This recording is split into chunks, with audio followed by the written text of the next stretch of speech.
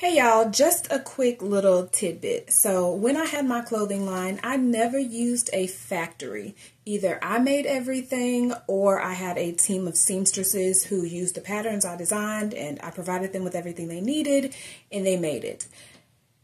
Problem with this is sometimes if you don't have clear communication, like you never know what product you're going to get. For example, so these two bikini bottoms, neon green high waist bottoms, right?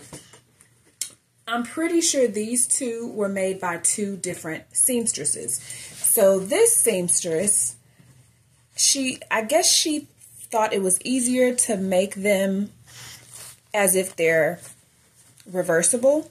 So as you can see, it's got like a seamless reversible finish, right? Which looks nice, right?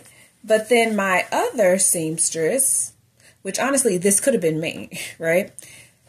I didn't do it like that. The original design, I serged the ends and I top stitched.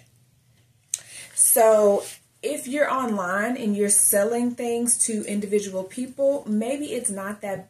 You may not think that it's that big of a deal to make them consistent, but if you're selling at a store, selling to a boutique or in bulk in any way, or if you just have customers that come back, time after time for your product, you're going to want that consistency. That's where a factory really comes in handy, or if you can do a assembly line type production in-house, or if you have separate seamstresses that are not in the same room, under the same roof, you have to have clear communication.